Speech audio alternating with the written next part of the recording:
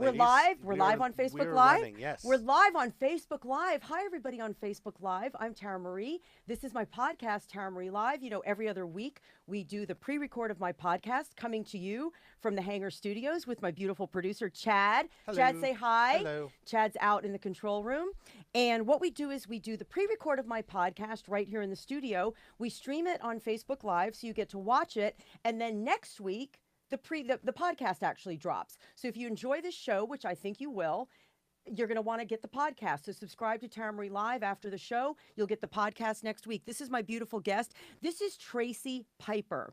Now, if you're a New York City person, you've probably heard of her, but she's pretty world renowned. She's the owner and founder of the Piper Center for Internal Wellness, which is in Soho here in New York City.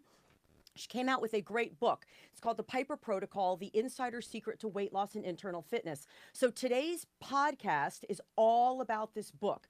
And by internal fitness, she means detoxification, being clean on the inside so everything can express properly on the outside. You can have beautiful skin, beautiful, vibrant hair, healthy nails, a healthy mood, things like that. So that's what we're doing. And we've got another, I would be remiss if I didn't. We have another person in the room with us today. It's a full house. Well, it's a full house. It's a very crowded. This is not a big room. So my video director, Rich, is with us. Rich, say hi. Hello. Rich is here, and he is taking some candid shots. Why are we doing this, Rich? We're doing this just to get some candid footage for a podcast. To get me out of the house. I wanted. Yeah. So we're doing some candid footage, and he put a camera like 11 inches away from me and told us to act natural. So we'll see how that all goes, because nothing about this is natural. All right. So, Chad, do you want to do the screen grabs? Yeah, that sounds like a great idea. Let's do and that. we've already done. Your sound is good, yeah? Yeah, we're good. Okay. So, Tracy, what we do is for the screen grabs, we pause and we pause and we pretend that we're doing a cover image that's going to be for the video. So we just pause for a second, smile at the camera, and then we do that about twice. And those are, one of them will be the screen grab. Okay, ready, Chad? Yes, it's always ready. Okay.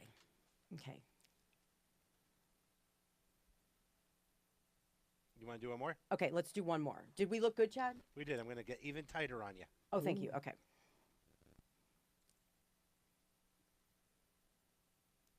Great. We got it. Is that good? Yeah. Okay. All right. So we're going to start the podcast, you guys. We are doing a subject. You may have some questions as we go. So as I always say, please ask your questions while the expert is here.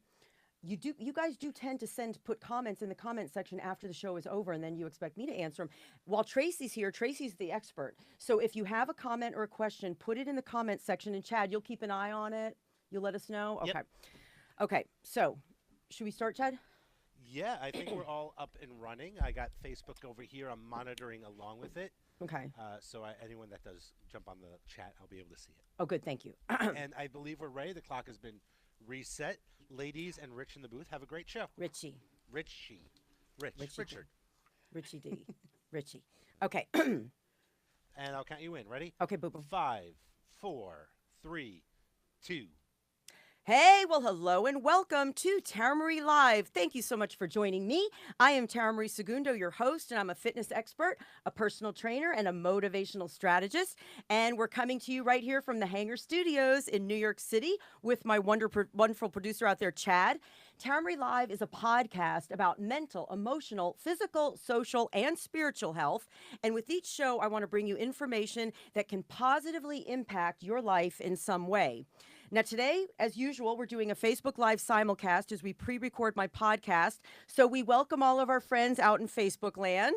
This episode of my podcast drops next week. So be sure to subscribe to Tara Marie Live using whatever podcast app you prefer, and you'll get it in your feed next week when it posts. Now, today's topic pertains to the majority of us. We're talking about what my guest calls internal fitness. Now, she says that you can't be completely externally fit unless you're also internally fit. And by this, she means the gut or the digestive system is the gateway to all disease. So you have to take care of it.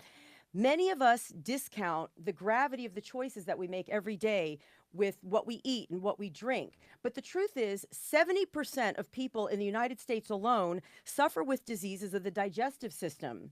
things like colitis, bloating, constipation, irritable bowel syndrome. On top of that, the majority of us in this country are fat. We're classified as obese or overweight. And many of us have skin issues. We've got acne, eczema, psoriasis. And you also might be one of the millions of people who lives with brain fog and lack of energy. So what's going on? Enter my guest expert. Her name is Tracy Piper. She's the founder and the owner of the Piper Center for Internal Wellness, which is a holistic healthcare facility right here in New York City. Tracy has over 22 years of extensive training in Eastern and Western health practices, and she's a licensed massage therapist, a licensed acupuncturist, and a Chinese herbologist, and a certified colon hydrotherapist. Her mission is to empower people who want to enhance their internal and external fitness by cleansing and rebuilding their body and their mind and their spirit.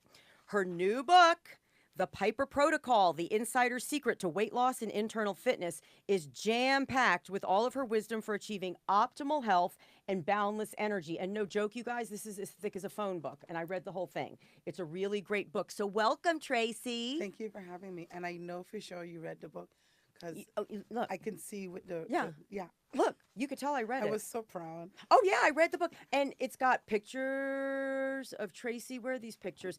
You are smart, girl. She put a big picture of herself smacking the book. If I write a book, I'm going to put a big picture of myself smacking the book. Chad, make a note. I'm going to put, no, actually, I'm going to put it on the cover of the book. Yeah, nice picture. Look how pretty she looks. But it's called The Piper Protocol. And you know what I love about this book? Orange is the color of appetite. You know that, right? Exactly. Yeah. If you think about it, like Burger King has orange in it. Orange is the Exactly. color. Orange and red stimulate the appetite. Exactly. And Yeah. the solar practice.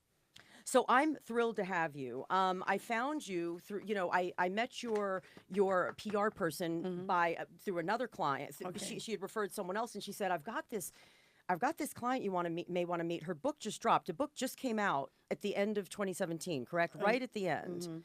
And she sent me the book, and I was like so into it because I don't know if you know this, but my whole career has been in fitness, external fitness.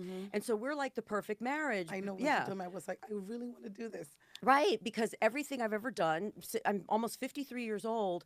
My entire adult life I've worked in fitness. And what I like about this book is it's something that I figured out a long time ago. Once I got out of graduate school and I really started working, and I was working with a lot of one-on-one clients. I wasn't working in groups anymore. And it occurred to me very quickly when I started working with like people here in New York City with real lives and real problems and real, Right. I was out of that college life. I was at this point now I was working with real people. I thought this is going to take more than reps and sets and rest periods and stretching and things, because there's a whole other part of health that you have to look at, that you have to Exactly. address. Exactly. And that's the internal part. And a lot of people mostly concentrate on the external aspect of it, external fitness. Yeah. So I really did, when I saw external, I said, oh my goodness, it'd be really good to do something with Tara, because your whole life has been about the external fitness. Exactly. And I want to talk about the internal and how they marry each other. They do, because you say that there's no more important or basic level of fitness than what's inside of you, and that all health begins with digestion, which I completely agree with. You also say, though, that without regular maintenance, your body's just not going to work. We take for granted that our bodies are self-regulating, self-maintaining machines. That's not really necessarily the case by the way we're treating it. Exactly. And we treat it the same way that we think it should be done 30 years ago. Right. And the food and the environment has changed dramatically. Yeah. And so you have to keep up with what's going on. Your body's not going to just self-clean when you're putting garbage in there on a regular basis. Right. And things are even different from 20 years ago. Yeah. In 1999, there was a huge uptick in the use of pesticides and herbicides in Exactly. conventional farming, for And example. what is that doing to our cells, to our bodies? So it's staying inside of our system. We have to get them out. So it is important to cleanse. Exactly. And you believe that everybody needs to cleanse. What do you mean by cleanse? Because I can tell you this, cleanse means something different to everybody. A lot of people think of cleanse as, I'm just not going to drink alcohol this weekend. I'm going to cleanse. Do you know what I mean? Like they think Exactly. I'm just going to abstain from alcohol. Or coffee. Yeah. For a lot of people, a cleanse means I'm not going to eat for a week. For a lot of people, a cleanse means I'm going to abstain from gluten. And so what do you mean by cleanse, really? And when you ask me that question, I'm going to answer it in two different parts, because there are some people who will never get a colonic, and that's like a whole other level of cleansing. Colonic. Okay. Right. And then And there's explain to people who may not know what a colonic is. It's where you have a tube inserted into right. your So we have a rectum. tube. Yeah, we use a disposable tube. Inserts about an inch and a half into the rectum, and we put water in, and water comes out. Water in and water out. So it's basically to hydrate, activate, and evacuate the system. It's like rinsing the Like colon, like correct? you take a bath in every day, you should try to clean the colon out on a regular basis as well. Okay. So that's a whole other level of cleansing. But then you also have cleansing where you can use herbs, you can use different types of food to start cleansing the body on a milder level. And that's where my book comes in, because Yeah. I wanted to address everyone that can read this book. It doesn't matter if they're a meat eater, a vegetarian, or a raw foodist, they can get something out of this book.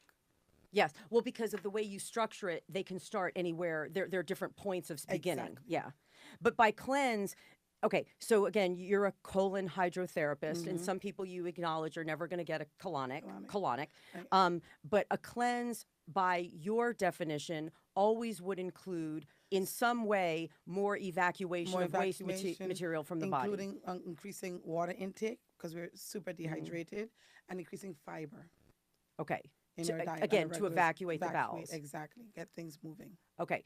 Now, I thought this was also interesting too, because again, whenever I read a book, a lot of hosts don't even read the book. I got to be honest with you; they read the table of contents. Exactly. But when I read a book, I'm always interested in reading the introduction by the author, because then I understand. Usually, in the introduction, they explain why they wrote the book. That to me is almost more interesting than the book. And what I learned about you is you and I are very similar. You got interested in the work you do because at one point in your life, you desperately needed to heal. Yep. And that started from when I was even as a child, not knowing what was wrong with me, and even right now, like you can notice, my voice is a little bit raspy because I'm actually in the middle of a serious detox. And Oh, your voice gets raspier when you because detox? I'm doing a deeper level of detox, and that's something that we could probably talk in another episode of having me back if you'd like, on understanding that your body does not always detox the way you think it does. Meaning what? Meaning that some people detox easily. They'll do like a juice fast and they'll lose weight. Some people do a juice fast and they're like, well, nothing happened. Why do I feel more bloated or more constipated? What's going on? Or someone will do a diet. We'll do a diet together, and you'll go, oh my goodness, I lost 15 pounds, and the person's like, I still the same or I gained. Why is that? And we're doing the same thing. Your detoxification system is not the same For each person. for each person, and what is going on with you. Then you have to look at the chemistry of the person and what's going on with them. If there's any SNPs, any genetic mutation, is their liver detoxing properly? Is their colon detoxing properly? And so all these things play effect in how they will cleanse in doing a juice fast or a food fast, or like you said, taking just alcohol out. Some people just take alcohol out. and their Alcohol, coffee, yeah. Yeah, and their whole life changes. And someone else might do, and they're like, okay, I don't see the progress. I can just put it back in. Well, what were some of your health challenges? Because again, I'm where I am now because of all the bad stuff. It's like I wasn't born this way. I evolved into this, and then I thought, let me teach other people to possibly help them avoid encountering what I encountered. Exactly. You had a lot of issues too. I had a lot of issues with my gut. Growing up, I was actually really, really thin, and they couldn't figure out why I would not gain any weight. I would always throw up every time I would eat something, and they couldn't figure out what was wrong, so they would give me a lot of steroids over the years till I blew up. And then I would get back thin, and then they would give me more steroids. And so I was kind of like a yo-yo for years. And I would always be blowing my nose all the time. My mom was like, why do you constantly have a cold? I'm like, I'm not Mucus, sick. yeah, All yeah. this mucus. And in the Caribbean, every morning you get oatmeal or cream of wheat. And that's what you have. And every time I would have it, I would just blow up, be inflamed, and just blow my nose. You were allergic. I was allergic. I only found this out when I moved to New York in my 30s. So all these years of saying, and they always said to me, you're anemic. You need to be taking iron. I'm taking all these iron, yet I'm still anemic. I just recently found out the other day that they were treating me for the wrong anemia. They were treating me for iron deficiency anemia, when now I just found out about a month ago I have hemolytic anemia, which is completely different, and I shouldn't be taking iron.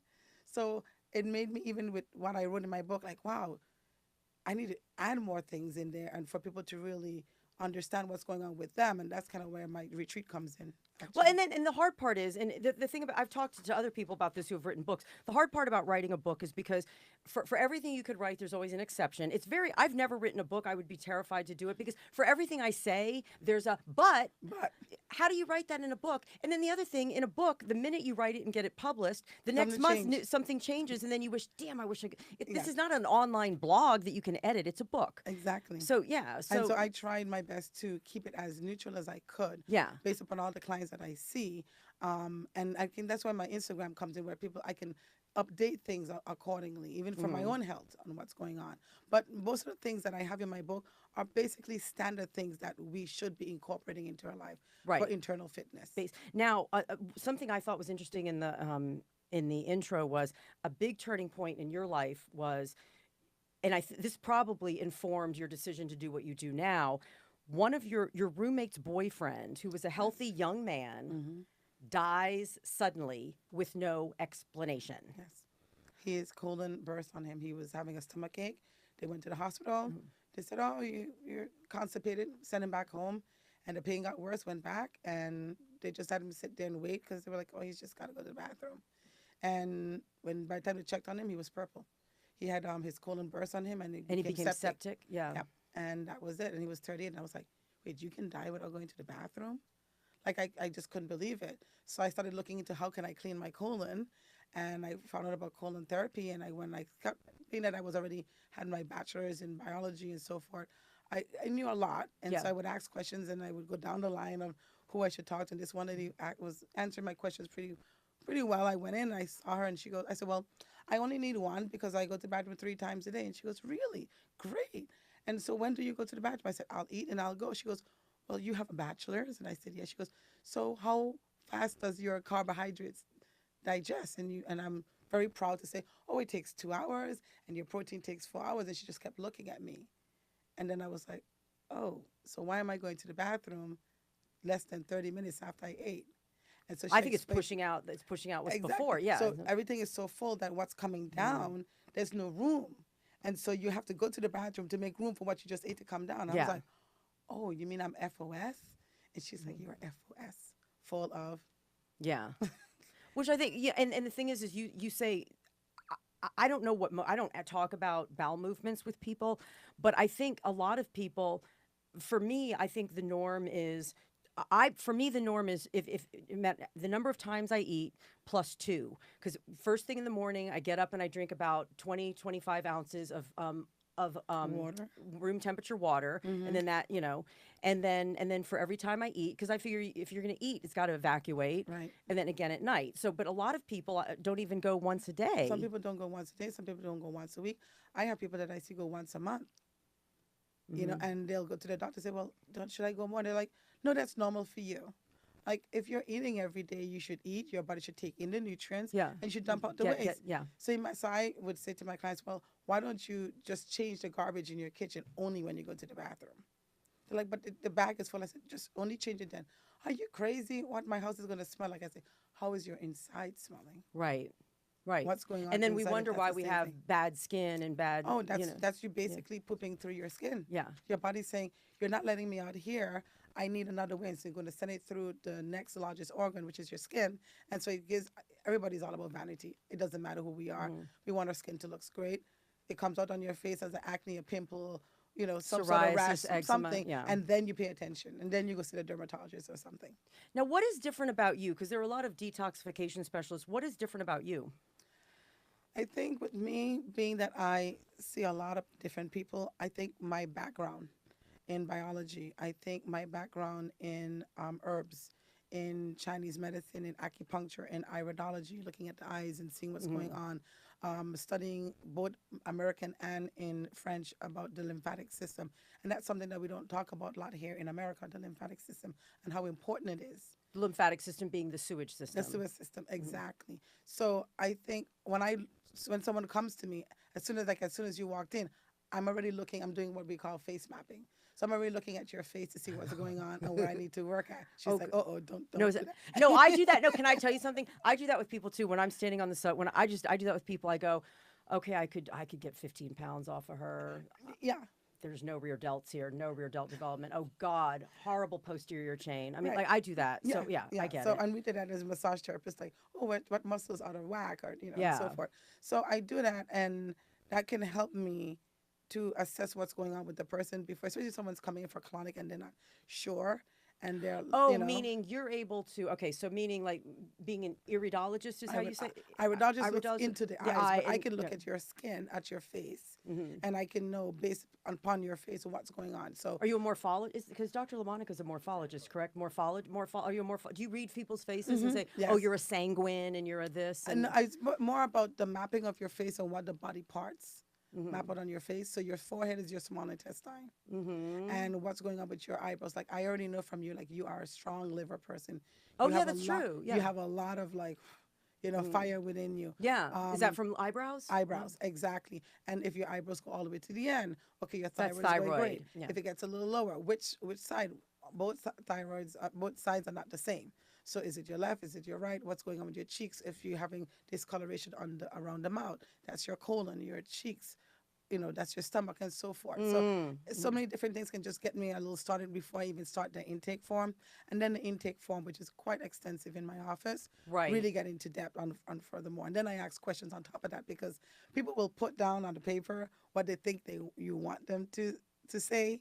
And then in the conversation, it's something Yeah. completely different. And then you really get the heart of it, because I can't help them if they're going to lie to me. No, I understand. I understand because I have clients who lie to me too. Do you know what I mean? I get it. I get it. Because they want to. get it. They want to come off with, I'm doing the right thing. Yeah. But I can't help them to get to the next step if they're not truthful about it. So basically what's different about you is the way you're able to diagnose just the person on a baseline level because you've studied so many different So many different- disciplines. exactly. And I put them all together. And you say that internal toxicity, and I'm sure we get the drift, everybody knows where this is headed. Internal toxicity can be the root of all kind of conditions like acne, bloating, bad breath, brain fog, body odor, premenstrual syndrome, irritable bowel syndrome, excess weight gain, urinary tract infections, constipation, eczema, chronic fatigue, and more. It's just because we're just dirty on the inside, right? The body just doesn't kind of know what to do. It's so full of It becomes overloaded. and we have to get it. You start somewhere, and the water that makes your blood comes from your colon. So if you're not evacuating a couple times a day, Okay. and everything sits there, and your liver is supposed to filter this water, but then your liver is bombarded with, NSAIDs and alcohol and coffee and whatever else, then it's not going to be able to do that job optimally. Okay, so this is where I want. Okay, so this past week I was out with a group of friends, and this guy was saying this guy that I was talking to, he's all about science and studies and blah blah blah. And he said, look, your liver.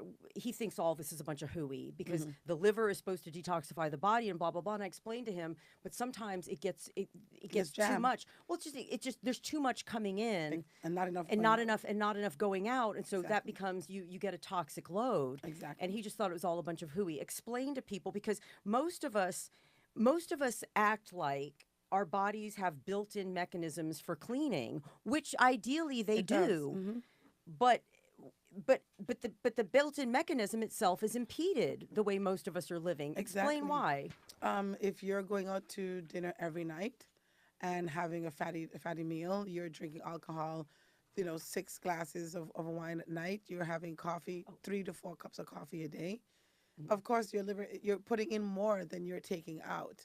And so that the liver can only process. So it's like if you're here, you're working, and you're doing a show, and you never get a break, and you're telling Chad, I need to go to the bathroom, I need a break, and Chad's like, we have to roll it out, and you never get a break. You're going to end up not doing the work the way you're supposed to, the way you want to Right. do it, and that's what's happening to the liver. It cannot produce as much as it's supposed to because it's tired, it's overburdened. It's like you keep whipping the horse. And there are too many toxins too much overburdening toxin. it. Richie, you're sitting right in front of my timer, so I don't even know what time it is. Okay, so we're 20 minutes in. So is that cool? Are you cool? For Richie. Okay. Everybody, we had to take that little break. Richie was sitting in front of my timer, and I can't do the show without my timer. All right, now you say, and this is key, because here's what I always do. I always appeal to people. Thanks, Richie. I always appeal to people's vanity. A lot of people care about the way they look on the outside, Exactly. and But you say that one of the body's most efficient ways of protecting its vital organs from toxins is to surround and isolate these toxins with fat cells. So here's what happens. Now, this is the scary part. And again, I'm going to appeal to people's vanity. If you're really toxic, you're going to have trouble losing fat, because in order for the fat to break, so for you to release the fat, those toxins would go into your blood and kill you. Exactly. Correct? So can Exactly. you please elaborate? Yes. Yeah. So you don't want to lose weight too fast. Well, you can't. Sometimes you become fat loss resistant. Right. And then, so it's kind of like what you said, your fat cells swell up and holding on. It's kind of protecting you. Like Yeah. if you lose this weight too fast, or you don't have the fat, then where's these toxins going to go? Into your cells, that causes cancer and all the other, myriad of diseases. Now, there's also how where some people are thin. They're like, well, I'm thin. And in my book, I mentioned, or a skinny fat person. Yeah. And I'll have someone comes in at 10, and I'm looking at their colonic, and I'm going, if I wasn't looking at you and I'm just looking at the what's coming out, I think you're 300 pounds because of all what's going on. So I call them a skinny fat. They found a way of holding it inside, and then they'll have all these different issues on their labs and so forth. So it goes back to what you're saying with the fat cells.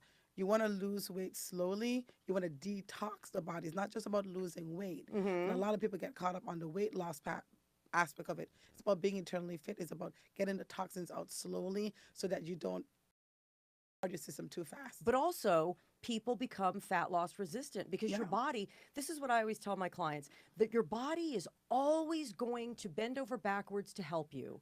It's always going to bend over. It's So really if got your back. it's keeping you fat, It will. to keep, because the fat is a great site to dump carcinogens and toxins. And if that Exactly. means keeping you fat rather than releasing that into your blood, And killing you, that's what it's going to do. that's what it's going to do. Yeah. So that's a reason to naturally want to detox, because otherwise you're going to hold on to excess body fat. Exactly. So now you mentioned, I want to go into one thing I love about this book, and I want to hold up the book again. This beautifully done book. And I've already told you, I do hope you like me, because you have to come back. I would love Yeah, to. and do you like Chad too? Because I Chad's cool. And Rich. Chad's waving. Okay. This book is really packed with stuff. What I like about this book is, look how I underlined everything. You not only say what you have to say, but you give a lot of lists of stuff so people really can arm themselves with real information. We don't have time to go into all the lists extensively, but I want to just bullet point, like you mentioned some of the most common chemicals that we're exposed to constantly in our food and in our environment. I just want to bullet point 1, 2, 3, 4 of them that kind of gave me the heebie-jeebies, because we're all so exposed to them. I'm going to mention it. I want you to talk about it. Artificial flavoring like MSG, she says, is linked to skin disorders like eczema. I know a lot of people with eczema, dermatitis, allergic reactions, and thyroid dysfunction. Exactly. And because it tastes good. They're like, well, it tastes good. I want it in my food. But not understanding that this will have a long-term effect on their system. And when it gets into your It goes into your tissues, it goes into your organs, and it goes into your fat cells until your fat can't hold anymore, and then it spills into the bloodstream. It spills into your organs, your and that's tissues. probably when you express with And eczema. That's when you present say- with eczema and Exactly. such. And then you say, oh, something's wrong. It's been wrong a long time ago. Okay. This was another one. This is scary. And for people my age, Food coloring? artificial food I knew you were gonna coloring. say that one. No, but come on, like when I was kid, like, do you remember, Chad, all this when we were The like, blue? Chad and I, yeah, like I'm 50, almost 53. Chad's 45. Richie's 44, right? How old are you? Do you mind telling me? I don't care. I'm 47. Okay, so we're all kind Yeah, of like we're in all the the same same. area. We're all Yeah. like in the same age group. Back in the day, like everything was dyed red and Or yellow. blue and yeah. I can't believe I'm still alive. All the I mean, jellos that they used to have. Oh, my mother, goodness. no, listen, I swear to God, my mother, God rest her soul, would feed us red jello, green jello, and we would eat it up and we thought we were being healthy. Yeah, and so I could have cool. died. So listen, it's artificial food coloring. Check this out. Linked to cancer, headaches, allergic reactions, asthma, hyperactivity, neurological issues, overstimulated appetite, so it makes you want to eat more, and hyperactivity. And then the kids go to school and they're like, he's not paying attention. How could he? What did he have for breakfast? You know, think about And it. that's like artificial, like red dye number 5, Yeah, yellow dye number 6. That's all that and the crap, blue- right? Exactly. Especially the blues are carcinogenic, very, very carcinogenic. But okay, so what are we doing about it? Are these still, if I went shopping, I don't buy candy and stuff, but if I went shopping in the candy aisle, wouldn't I You still? will see them. They're still there. But if you're saying this, why is it still in the market? What? It's about the money. It's about people just like, oh, well, they wouldn't, and I've heard this on a regular basis. They wouldn't put it out if it wouldn't hurt, if it's going to hurt me. And I'm like, are you kidding Oh, me? can I tell you something? But see, I've been in that trap too. You talk about artificial. This is not on the list, and I don't want to go too far off what we're doing right now. But also, this is something of our generation. All of us from 44 to 53, we were raised with the idea that if it's on the supermarket shelf, it's safe. Is that correct, Chad? Is that correct, you guys? Amen? Yes, yes. Yeah. If it's on the supermarket shelf, it's safe. So just have it. Exactly. That's why I became a diet soda addict. It's got to be safe. They're selling They it. would never sell it to me if it's Why would they sell something to me that, you know? And so, it's still being said today. okay. Now this one gave me the willies. Actually, can I stop you one? That sentence you said with the food coloring, like if you watch the games, right? Which games? Like the NBA. And Yes, and, yes. and they're always drinking a particular drink, and it's really a beautiful blue color, and it's pretty, and they're like, it's lots of electrolytes, and I'm going, Oh, is it GATORAD? yeah. That And I'm one? going, are you kidding me? And I'm going, and all I can think about is like, these guys are such honed They're athletes. They're beautiful athletes with these beautiful specimens. If they of could body. just get some good nutrition and stuff, could you imagine how much greater they could be, you know? And sometimes I'm watching it and my boyfriend's like, can you stop talking about what's wrong with this person, that person from their face? And I'm like, Well, but he could be greater but I look at what they're drinking, the commercials and so forth, you know? But the thing is these things all have a cumulative effect. So it's not like you're going to drink it and drop dead. No. This is why it'll get you.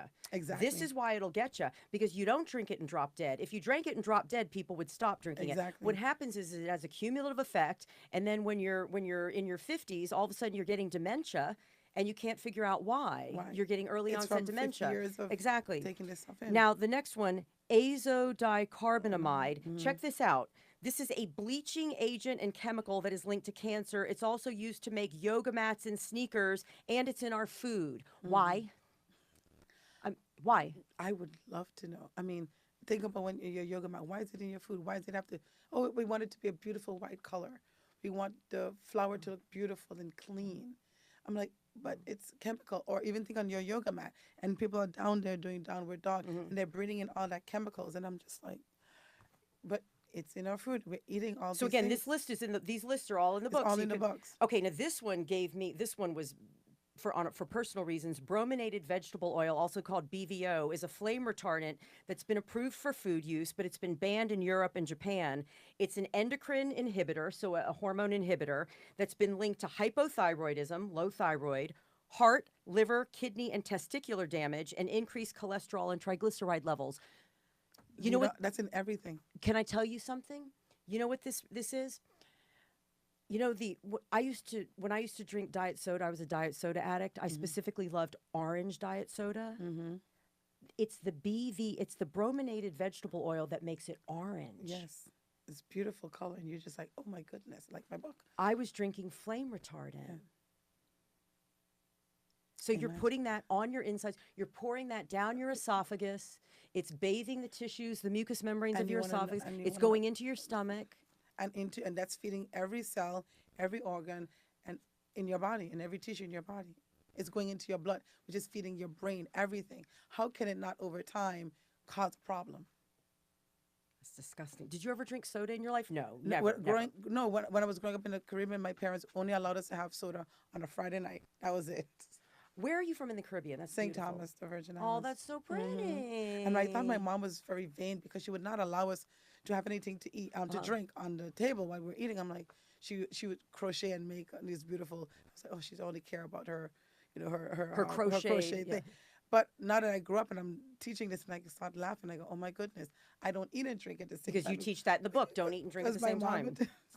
Now, let's review the 7 pathways of elimination. So again, your body in an ideal world is set up to eliminate. But what happens is, and this is what you carefully explain in the book, it's not the fault of our bodies. It's what's happened to our environment and what we're choosing to do to ourselves. It's just too much. So let's quickly review the pathways of elimination. The first is blood. That's so your blood, like I mentioned before, your blood, the water that makes your blood comes from your liver. Comes from your colon, sorry. Okay. Your liver is supposed to detox it.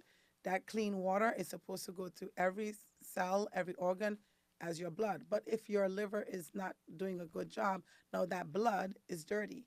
That blood is supposed to take in nutrients and dump waste out, going back through the liver to be dumped out and then recycle again. But if the blood is dirty because you're eating a lot of sugar and all these things, and the liver is not filtering properly, like think of an old filter, like your An Brita old filter. coffee filter or something. Right. Yeah. If it's not going to clean that coffee properly, same thing with your blood. The blood is But becomes also, dirty. but also, you said it comes first from the colon. Yeah, So if the your water- colon is a hot mess, Everything you're is hot. starting. We Okay. start right there. Okay. Oops, The sorry. second organ of elimination is the colon. Obviously, bowel movements. But again, I didn't know people were so constipated. I had no idea. People are very constipated, and also there's different forms of constipation, Tara. Okay. So you can have a constipation where you do not go to the bathroom, like we talked about earlier, Okay, so maybe you go once a week. once a week, or you may go once a day. You're like, well, I'm going to the bathroom. Now the next question is, what does your bowel movement look like? Does it feel complete or incomplete? And they'll say it's incomplete. I'm like, what does it look like? Oh, is it like a string? Or, oh, I get 2 or 3 pebbles out. I'm like, so if you get 2 or 3 pebbles out, do you think that that's equal what you ate? and also, so you're d- dehydrated. Right. If they're looking but, like but yeah. so they're thinking that's one bowel movement, but it only had 3 pebbles came out. It's not a real bowel movement. So of course they're constipated. But if you ask them the question, do you go to the bathroom? Yes. Technically, yes. Technically, There you yeah. go. Yeah. Well, I know from my nieces and nephews from changing their little diapers. If you've got a child with, and it looks like marbles in their little diaper, they're dehydrated. Dehydrated, They're exactly. dehydrated. Yeah. Okay. The third organ of elimination is the kidneys. Kidneys. You've got 2 kidneys in your back. And you can live with just one. And the kidneys is what pulls all the chemical toxins out and filters that water and sends the turbid muck to the bladder to go out as urine. Okay. And in Chinese medicine, we say the clean air goes up to the lungs as mist to mist the lungs. So the kidneys is very important. But if the liver again is congested, the liver says, I need to get some of these toxins out. So it starts pushing toxins over to the kidneys. The kidneys are only supposed to deal with water soluble toxins. Okay. Now it's dealing with oil toxins and all these other toxins, and it's jamming them up. And so now the kidneys can't do the work it's supposed to, can't filter. And you go, oh, I only Is that go how to the people bathroom. get kidney stones? Absolutely. Is that why And they they get the uric acid, and they're not drinking enough water on top of that. Or they're holding the pee because they don't want to, Yeah. go to the bathroom, or they only go to the bathroom 3 times a day. And I'm like, what? Like, I have to be on a Okay, regular so in other basis. words, when the kidneys get, when the kidneys get overloaded, when the liver's overloaded, it throws extra load on the kidneys, and then your kidneys get overwhelmed. Exactly. And it's not able to do the work it's supposed to do. Okay. Number 4 is the liver, which we think of as the organ of elimination. It is. It's the master organ of elimination So, and detoxification. yeah, and people, like if you're taking over-the-counter medication and then prescription years. medication and then this and that, that's taxing the liver. Exactly. And then you're inhaling secondhand smoke. You're walking down the street. I mean, everything. Okay. All the chemicals we clean our house with and so forth. And so that all that goes stuff is to the goes into the liver. Let me- It says live in there. And let me ask you this, and this bothers me. Back in the day, like let's say, what year is this? So let's say like 30 years ago, people had fatty liver disease when they were alcoholics. Now we're so fat, everybody's so fat that now they have what's called non-alcoholic fatty liver disease. We've had to create new diseases because we've gotten so damn fat. Yeah, because the liver cannot even So here's process it. so here's my question for you. The incidence of people who have non-alcoholic fatty liver disease, NAFD. What is it? LD. Yeah. If people have non-alcoholic fatty liver disease, which is I think if you're obese, you probably have some fat surrounding that The organ. liver's- yeah. Does that make the liver even that much Harder. more worse of an organ of elimination? Exactly. Is that Yes, accurate? it is 100%. Because your liver is like in your car. You have to change your oil every 3,000 Okay. miles. They tell you. When do people really clean their liver out? If you Never. don't clean your oil filter, what happens to your car after a while? Poop. It doesn't really function properly. So you have to take time to clean your liver, and the liver is working constantly all day long. Right, and if you've got non-alcoholic fatty liver disease, the liver basically it's can't even impeded, process the fat anymore. It's tired. Okay. It's congested. All right. Chatty, are you watching for questions, honey? Yeah? Okay. Yep. Thanks, Boo Boo. We just had one person write SIBO, SIBO with a frowny Oh, Oh, yes. oh, Mhm. SIBO, small Small intestine intestine bacterial bacterial overgrowth. Mhm. Explain what that is. Gas in the small intestine, bad bacteria that's sitting in there because we have fermented Hmm. crap that's sitting there because we eat and drink at the same time, too much sugar that's not carbohydrates that's not being digested, and not having enough good bacteria in your system Oh, to break Oh, down. you talk about that in this book. The good. Okay, so in other words, if you have SIBO, small intestine bacterial overgrowth, Mm-hmm. in the book you go extensively, and we're about to as well in this Right. interview go into probiotics. Is that how you help your patients deal with SIBO in Yes. addition to? Changing their diet and watching how they mix their foods together. Okay.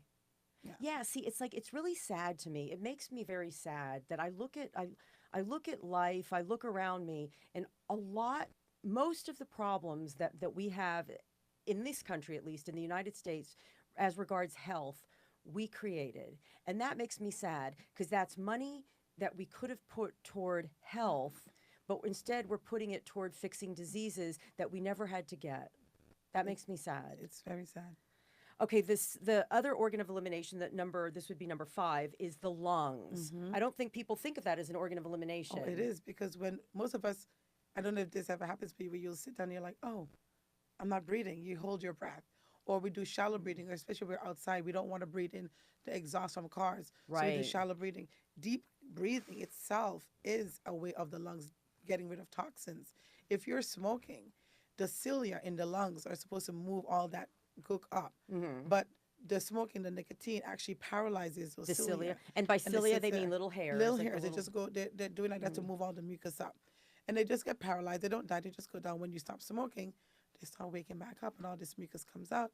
And you're like, oh, but the mucus smells bad, it tastes bad. And then you start smoking again. Mhm. But your lungs and the large intestine are sisters in Chinese medicine. Wait, lungs and large intestine. Are sisters in the Chinese medicine. Okay. So the lungs, whatever is going on, congestion in the lungs, tells you that there's congestion in the large intestine and vice versa. Oh, you know what else I thought was interesting? Rich, you'll love this because you know Chinese medicine. You talk in the book. I did not know this because again, you have a Chinese background in medicine. I knew that the lungs were the organ of like grief, Mm-hmm. but you also say that the large intestine is the organ of emotions. Of letting go. Right, but like a lot of times, like if you're like emotionally constipated, like you're holding on to the past, you're Mhm. holding on to grudges, you're holding on to this, it'll affect your bowels. Absolutely. Absolutely. I mean, sometimes my clients say, I should be paying you instead of A paying my psychologist, psychologist yeah. because, I do regular colonics and I also do emotional release colonics in my office Mhm. where we sit down and we talk about what's going on in your system. Mm. And sometimes people have no idea. And I'll just, touch on a subject and I'm looking to see the color of the water. And then all of a sudden it Yeah. starts to turn. And I'm like, okay, I know that I triggered something. And so I Mm. stick on that. And sometimes I'm doing acupuncture with them to move the energy, or I do lymphatic or just some different, acupressure on the lungs area while I'm working with them. And all of a sudden they'll either start crying or they'll Right. get angry or they'll just start talking about what's happening. And then it's just like, you can't stop it. Right. And then- Chad and Rich and I, we volunteer to get massages from you. Is that cool? Right, Richie? Right, Chatty? Okay, Chad and Rich Sign and me I. up. Chad and Rich and Awesome. listen, I'm a nice person. I will take a massage from you. And so will Richie and so will Chad. Yay. We'll all come together. we'll come together. All right. And then we'll try to get Chad to get a colonic. And then Chad will get a colonic and we will film it. Ooh, Yeah. that would be I Okay, don't know amazing. about the filming part. Okay, and Rich and I'll We do a won't show special. your face, Chad. Don't worry. We won't show your face, Chad. No, Fine. we'll put a bar. No, Richie, we'll put a bar across little his black eyes. bar. One of the black bars. All right. Now, the other organ of elimination is the lymphatic system. Can you explain? That is such an important system to me that is not talked about in America. We don't. We do not. We don't talk about the understand lymph nodes. it. Right. But only when it comes to cancer. Yeah. And then you can't really work on them at that point. You Right. want to clean the sewer system out before it gets to that point. So jumping, like in the work that you were doing, just doing the rebounder on a vibration plate, a skin brushing, jumping in place, all these things help the lymphatic system to move those toxins into the colon. So we have the lymph nodes in our neck and under our arms and our groin and here by our chest area. And that's a collection site. I look at it as the the garbage truck dumping sites, Mm-hmm. and then you have all these streams of the roads to go to the dumping sites. So you need to dump those things out into the kidneys. Usually deals with the lymphatic system, but if you target it, especially when I'm doing a colonic, you can actually have so much of that stuff dumped into the colon at the same time, because one strand of hair is the size of a lymph vessel. It takes a long time to move out. So I can give you a lymphatic massage today and you will still be dumping in 72 hours. And again, the reason most of us, my first understanding of the lymphatic system was when I was a little kid. My grandmother had breast cancer, and they had to remove the breast and the lymph And the nodes. lymph nodes. That's the only time we really do hear. Exactly. Yeah, And it's sad because you know, with little kids, or even when you, I'm sure when you were a kid, you jump up on the bed and your parents say, "Stop jumping on the Yeah. bed." But that will work in the lymphatic system. Right. And the lymphatic system does not have any valves. right. Like So a cardiovascular system. you say in the book that movement pumps the lymphatic system. And if you're sitting all day, like even for myself, when I was a massage therapist and I was moving up and down, now that I'm a colon therapist, I stand, I sit, but I'm doing more sedentary, Yeah. and it gets blocked. Yes. And so you have to make sure that you find time to move that, because Right. and water. If you don't have enough water in your system, the lymph is not going in. It can Right. be thick. Because the and lymph stay is right actually there. a liquid. And people talk about, you talked about vanity, cellulite. It's not moving. Mm-hmm. And where is the cellulite forming? On your arms, on the side of The the back legs. where you sit. Yeah. Exactly, on those areas in the in the gallbladder area, as we call in Chinese medicine, which is about holding on to things that are not serving us for the greater good. That's where in the back of the butt. Is Right that there what- on the sides of Oh, okay. on the little sides of the butt, right there. Now, the final organ of elimination, and this is a big one. This is our largest organ in the body, the skin. People don't think people.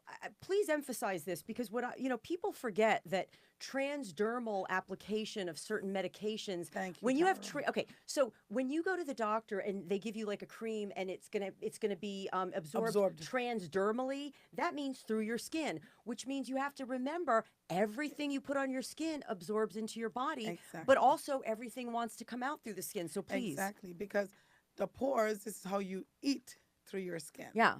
And everything that you put on your body is going into your system. You're eating it. So, like, I had a situation with my goddaughter, and she wanted me to buy her this, Victoria's Secret beautiful lotion or whatever. And so I bought it for her. And then she was like, "Oh, thank you, no, auntie." And I put a spoon, and I said, "Okay, you have to eat it." And she's like, "What?" I said, "Everything you put on your skin, you're eating. So that means you should go ahead." She goes, "You can't eat that." I said, "Why not?" She goes, "It's going to poison me." I said, "But you're poisoning yourself when you put it there." And so I told her she could have it as long as she ate it. There was a spoon. She never took it. Because yeah. But we don't, so everything I put on my skin, like I use olive oil when I'm doing a massage, or I use coconut oil. Coconut oil is microbacterial, microfungal. Oh, you use coconut oil. Coconut oil. Everything that you put on your skin, you're eating it. So you have to be, mindful of that. Not saying you're never going to put on makeup or whatever the case is, but on a regular basis, you should know that you should limit that. And then again, detoxifying your body, getting it out of your system. And also, again, and you point this out in the book, when you see someone with cystic acne or eczema, Or rashes. plaque psoriasis, Yes. things like that. And I know people with cystic acne. I know people with plaque psoriasis. You see that and you think your first thought is digestion. And I want to go up and I go, "Please, can you come to my office? Yeah. I'm going to give you a colonic." because you your know. first thought is digestion. Digestion. What are they eating? How are they eating? And then not eliminating.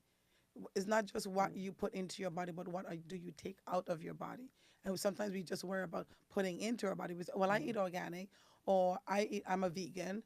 But are you eliminating? I have Right. many vegan people that come into my office and they think they eat well. I'm like, "But you're not releasing." And then I make them look at the colon tube, because I want them to understand that I'm not making this up. I want you to see Yeah. what's coming out of you. And they're just like, "That's not coming out of me." I'm like, "Yes." But I go to the bathroom. I said, "It's not just what your cells, their elimination, their breakdown, all these different things that are in your system that needs to get out on a regular Yes. basis."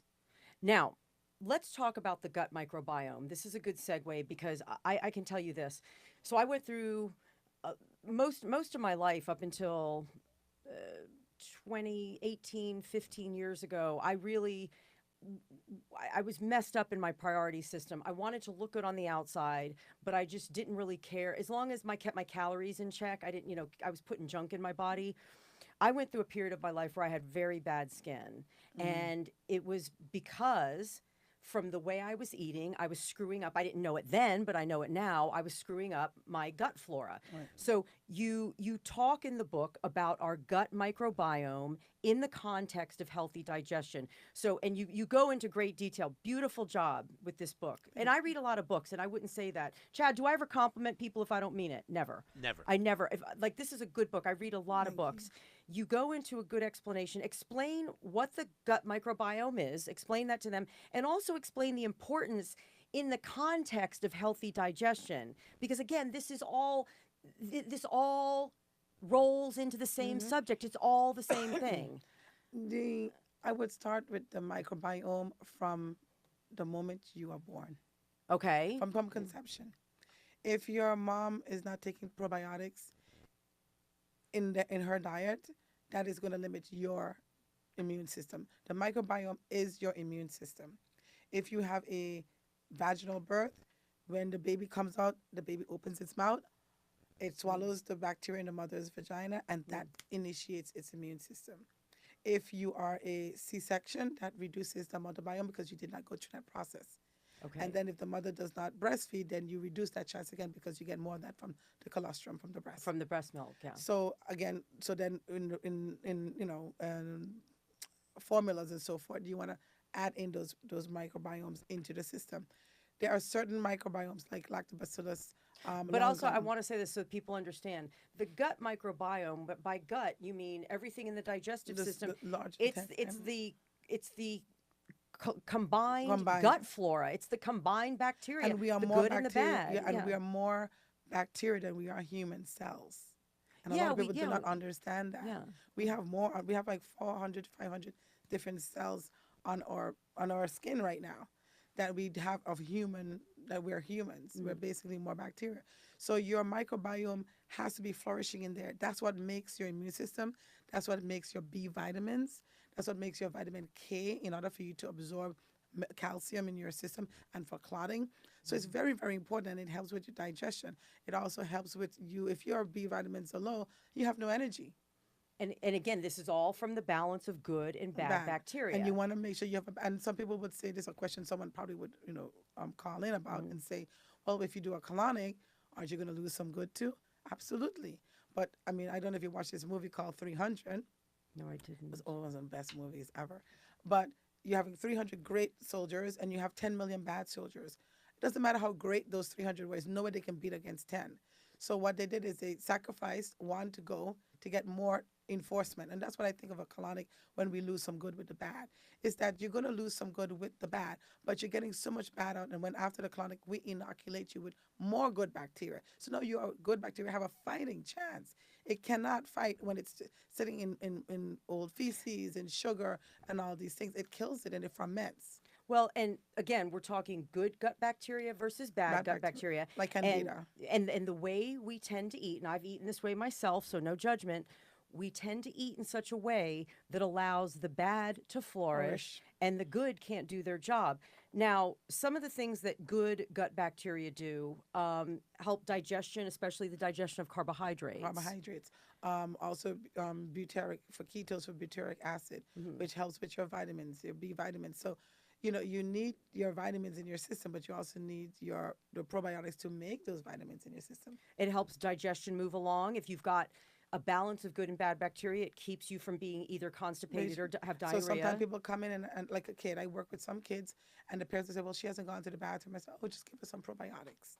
Uh-huh. And they'll like, oh, it worked. I'm like, it just goes in, it starts eating up the stool that's sitting, it's food. Okay. Get some fiber in there. Okay, so and that'll make the child go to the bathroom? Oh, yes. Mm-hmm. It helps us maintain a healthy immune system. Again, isn't it like 85% of your immune system is in the gut. Yep. has to do with your gut? 85 to So if you 90%. have gut dysbiosis, imbalanced bad and good, you're not going to have a healthy immune system. Exactly. And a healthy brain. You have to go back to brain health with that. It helps with mood. Most of the body's serotonin is produced in the gut. Right. So when you go to a doctor, say, oh, I'm feeling depressed, they'll give you, I don't know what it's called. Prozac or antidepressant, something, yeah. an antidepressant. And that is going to work on 10% of serotonin, which is in the head. Why are we working with 10% instead of working with 90%? Right. whereas in the gut, I have worked with people where they've been on depression medication for 20 years, and we've done a series of colonics, and all of a sudden they're like, oh, my doctor wants to reduce my Yeah. antidepressant because now that all that old stuff is there, the Mhm. serotonin can actually come out and do its job and make you feel good. And you feel elated. Like I had someone come in today when I was right before I came to you. I feel amazing. Oh my goodness. And Yeah. I mean, and I watched her when she came in, and I watched her when she went out. It's a completely different person. Yeah. Because again, most of the body's serotonin is produced in the gut. Also, it helps regulate, this is good bacteria, helps regulate metabolism to maintain a healthy weight. Right. People So, don't realize, they've looked, you know this, researchers have studied the gut microbiome of obese people and the gut microbiome of lean people. Lean people have a different environment exactly. inside. Compared to Yeah. obese people. And again, it goes back to the sugar. They're killing it.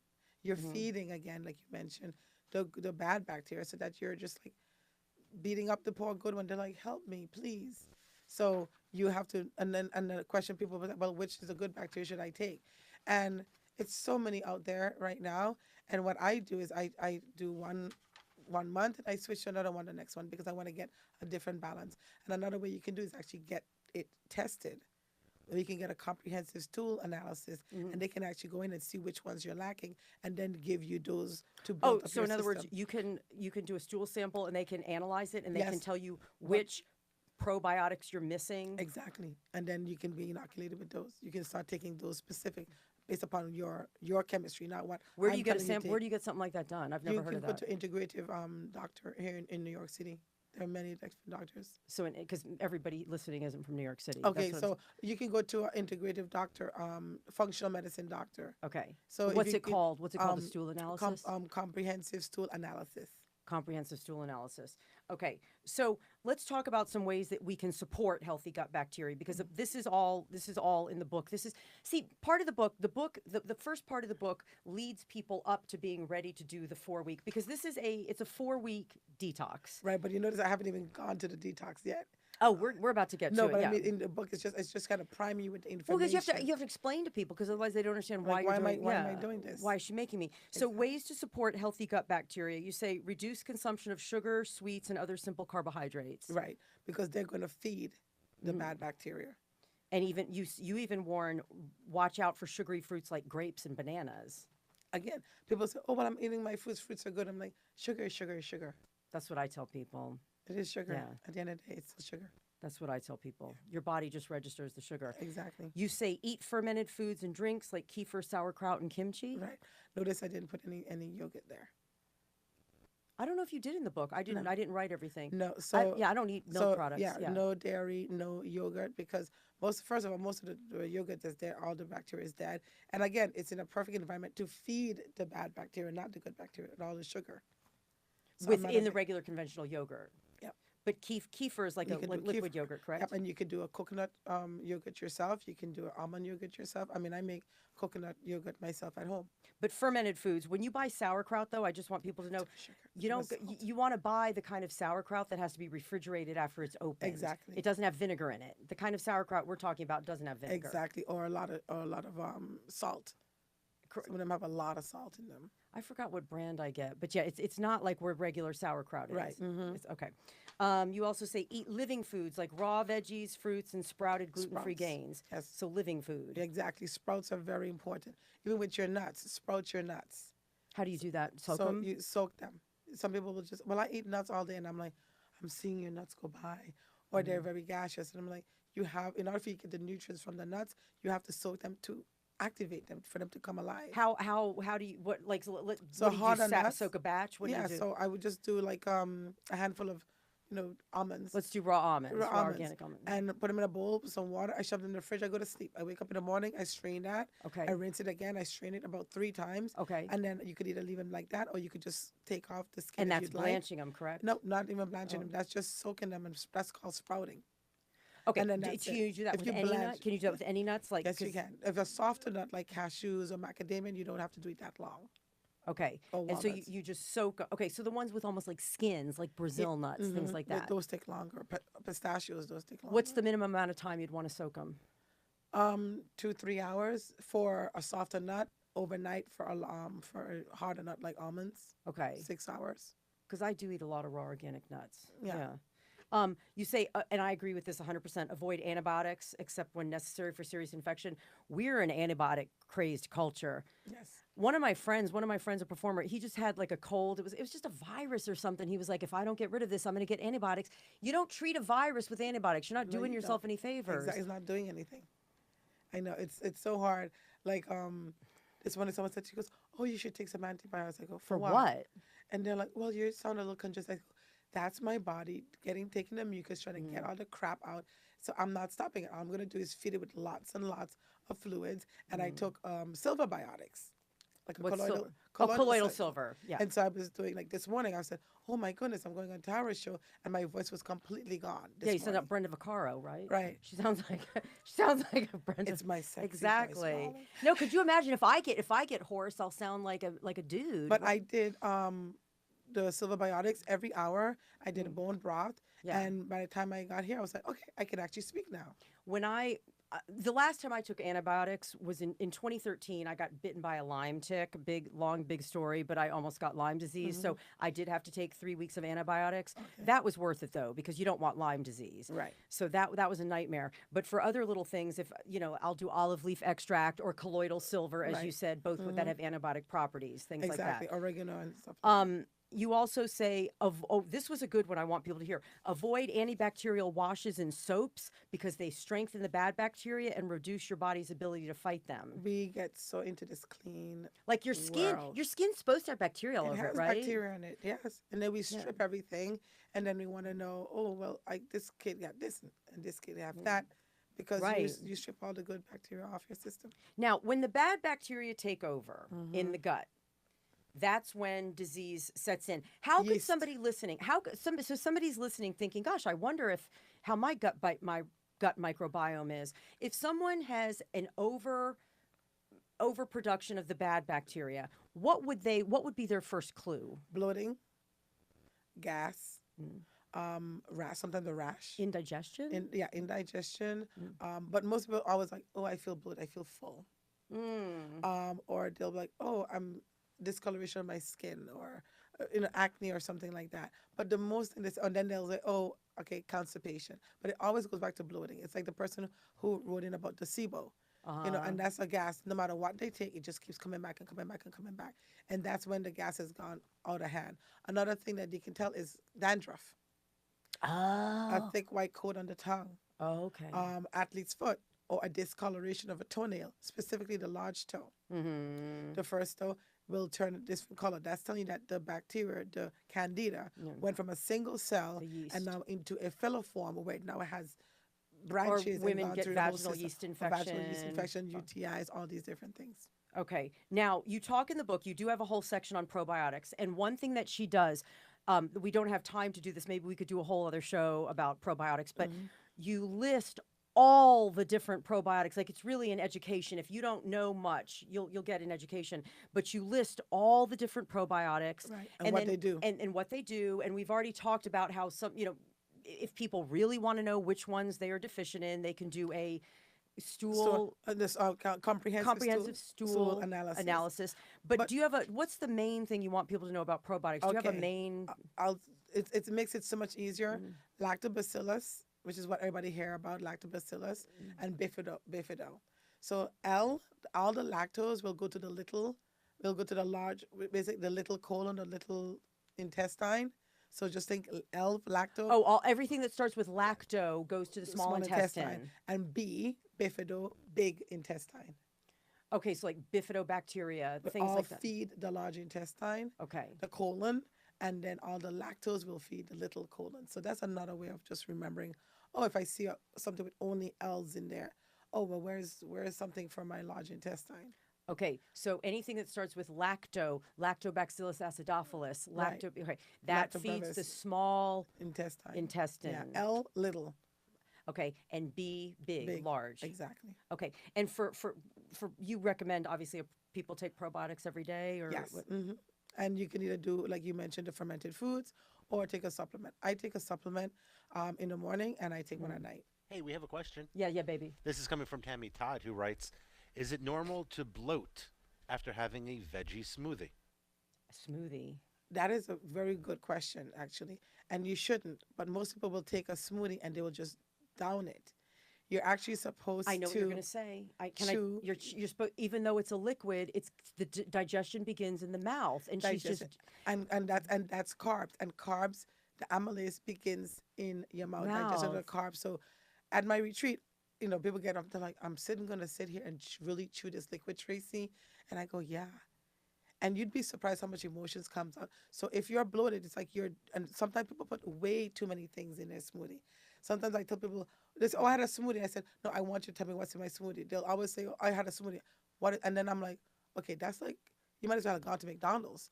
Like, it's like What a did you put garbage in the bag. one you brought? Chad one. Chad, did you drink hers? No, The one- not yet, not yet. I don't know What- if I'm allowed what to did you dive into put this. in So hers? that one is one of the recipes from my book called Papaya Man, almond milk. Okay. Papaya. So almond milk is very good. A nut milk, so you don't have to use dairy. Mhm. I love papaya because it's full of digestive Just enzymes. bromelain. I use cinnamon, which just helps to regulate your sugar level and also very good for the liver. I use a little bit of pumpkin spice, so it can taste like a pumpkin for him. And I put collagen protein to tighten the skin, To tighten your skin, Chad, so you'll keep you be looking pretty. young. I Yeah. need that. We got another question. What's that? This just came in the second. Wait, can we just answer Tammy though? So Tammy Yes. shouldn't be bloated. No. Tammy needs to drink it a little more slower. slowly because Exactly. it needs to digest in her mouth Exactly. with the amylase. Yeah. And not to have something to eat right after. Let your smoothie be your meal. She's probably doing it as a meal. I have a feeling. Right. Most people do Most that. people, some people do. Some people, oh, I have a smoothie, and then or they'll have coffee right after. And I'm like, Okay. I bet you with Tammy it was a, It a was speed a thing. speed What thing. is it, Chatty? Okay, this is from Rebecca. She writes, is bad gut bacteria linked to Tourette syndrome? Tourette syndrome is neurological. It's neurological. Dr. David Perlmutter has a whole section on. I on love that. Perlmutter. Oh my He's God. amazing as a neurologist, and he talks a Isn't lot he about. grain brain? Oh yes, Isn't he the yeah. grain? He's a grain So- brain yeah. and brain maker. Okay, so Dr. David Perlmutter wrote Grain Brain. Right, and brain Does, maker. Does he link it with Tourette syndrome? I can't remember specific as Tourette's, but I know he mentioned it with schizophrenia. He mentioned it with dementia. He mentioned it with Alzheimer's, and it's all in the same area. And I'm feeling that it is part of it too. See, I think with a lot of these children, we take them, like with Tourette syndrome, you put them on drugs, and But- then that but- just makes them more But toxic. the first thing, if they have an ear infection, the first thing to do is the doctor to give them antibiotics. So you already messed up the gut flora from there, and then that gut flora, that one amount of probiotics can harbor you for years. But Just one- going back to the Tourette syndrome, does she say how old her child is? Does Chatty? There's no mention of a child anywhere in here. right. Oh, she just okay. So Yeah, she just we're went just on- thinking it's a kid. kid, Okay, so right. maybe it's an adult. But So do but you it think- starts with Do you think? I But do really you think believe that so. there's a link with I Tourette think syndrome? so. I do. Because it's a Because neurological even with condition? I have patients who are also have autism or Asperger's, and I see the difference of when the probiotics is in their system and how they change. And one of the kids also has Tourette's along with Asperger's, So, and improving. so can I ask a question here? Yeah, Because you mentioned probiotics, and I know, of course, it's ingestible inside our yogurts these days, but there's also the pill. Does it matter how we're taking it, I or would- should we just take I, it? I like would to supplement. I would do the supplement. You get more strains in there. Yeah, and what it is a lot of supplements. I think you say in the book. I don't know if you say this in the book or if I just know it because I know it. You want to look for a supplement that has like how many billion strains per CFUs, capsule. right. Yeah. The thing is, because Chad, like, think of it like this: if you're just eating yogurt with some acidophilus in it, that's not as concentrated. If you take a pill or two Exactly. with concentrated form, it's like taking anything. It's like putting curry on your food or taking Exactly. biocurcumin. Exactly. You know what I mean? And the yogurt usually have sugar in it, which kills it anyway. And all of those probiotics, most of them, when you see them, like, I don't even know their names anymore, but they have they're pasteurized. What are you talking about? So The yogurts. The yogurts. Okay. They're pasteurized, which means that they already killed the probiotics. So the probiotics are there, but they're not alive. So how are they helping you? Yeah, I take the probiotic, Chad, bifidobiotics by American Biologics. It's called. Right. Do you know bifidobiotics? Yeah, I mean, it's a good. You have to keep it in the refrigerator. I you like know, that yeah. one. I like a Renew Life, and one that I like. It's a little expensive, but boy, do they work. Custom probiotics, and with them, you only have to start with a little bit. I mean, you're like, really, is that supposed to do something? And you feel it. Yeah. And it's called custom probiotics, and that's a really good one. and most of them in the fridge, I think is really good. Now, yeah, I keep them in the fridge. Again, I take Bifidobiotics by American Biologics. Now you advise that we want to keep the probiotics that we take alive by feeding them with prebiotics. Explain this concept to people so when they hear it. Inulin, fiber. Fiber is a prebiotic that feeds the good bacteria, that gives it food. It's kind of like Thanksgiving Day. Okay, so prebiotic is fiber that feeds probiotics. Exactly. Okay. So you can use like dandelion greens, chicory root, Jerusalem artichoke, onions, garlics, leeks, asparagus, those things. And other types. I love jicama, man. And I make a nice raw. And raw rice. other vegetables, correct? Yes. Are considered prebiotics. Excuse me 1 second. Yes, you can, but those are like ones that like really, really hardy. How can we know which vegetables? Because all vegetables have fiber. Would all vegetables then with a high fiber content be considered prebiotics? Absolutely, yes. Especially if they have a high inulin. More so, yes. Inulin. Because it breaks down into a ketone and into butyric acid, which feeds the vitamin Bs. Okay. I guess more B vitamins. But this is why you're a proponent of a high fiber diet. Yes. Yeah. About 35% fiber. I mentioned in my book about getting enough fiber in your system. You say that we should eat 35 to 50 grams of dietary fiber a day, which actually, when you listen to doctors on the media, they say 25 to 35. They say 25 for females, 35 for men. But you say 35 to 50. I'm with you. Because, again, with what you mentioned before, the environment is different. Right. You know, we need the fiber to sweep, to be a broom, and we need it to taper the blood sugar levels. You know, you're using fiber for so many different things. Bulking agent as well. Well, getting to that, what is the difference between insoluble fiber and soluble fiber? Because you mentioned that in the book. Right. So soluble fiber would be like your salads. You break it down, or you can use bentonite, like psyllium husk. That's soluble fiber. Right. That does not break down. It just basically like the inulin. It's just there to feed the good bacteria. We don't break it down. Wait, so is soluble fiber like a bulking agent to the for the stool? Yes. A bulking agent.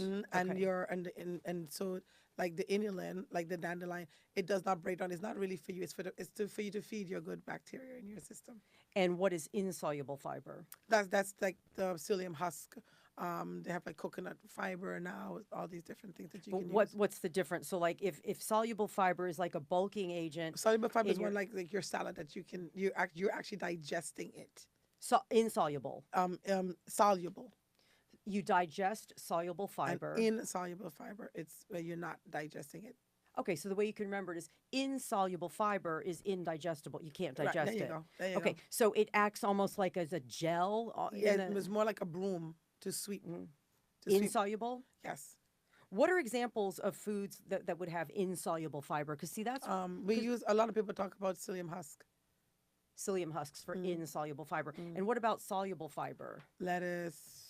Okay, so all the veggies that we normally spinach, eat. Yeah, all these things. Okay.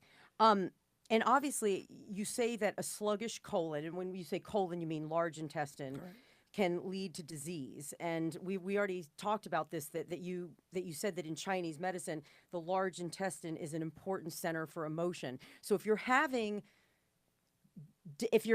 any kind of ill health, or if you're having even any kind of emotional issues, you should always think about how's my digestion moving along, correct? Exactly. And each organ has a different reaction. So your colon, we talked about like letting go. The lungs deal with grief. We talked about that. We talked about the liver deals with anger, frustration, irritability, depression, stress. The kidneys deals with fear. So all the different organs. Kidneys are fear. Kidneys are fear. So every time there's a physical component, there's also an emotional component attached to it. And so sometimes we'll work on the physical, but we don't want to deal with the emotions. And the emotions get buried in our colon. We just sit there. We think we got over it, but we haven't. Right. And that can create a lot of different issues in your system. Constipation, emotional constipation. Yeah. And I see a lot of that. Holding on to old stuff. Yes. What time is it? We only have like 10 more minutes for us, and then I want to talk about crap. You've got to come back. You've got to come back. Listen, I'm going to ask one more question, and then I want to quickly talk about the Piper protocol, because I want to explain to people what you explain in this book.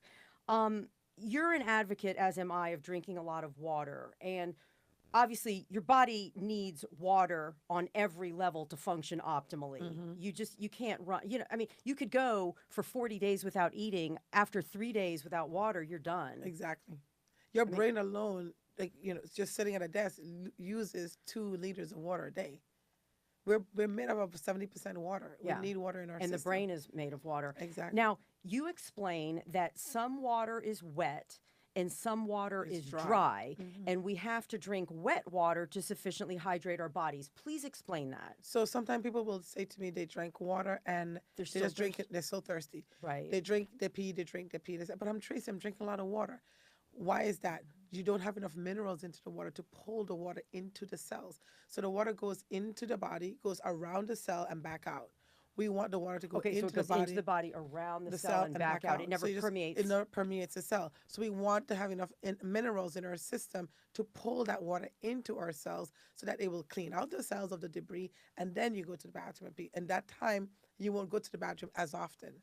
And we're fast. all mineral deficient. Oh, absolutely. The doctors will always say, "Oh, take your vitamins." No one tells you to take your minerals.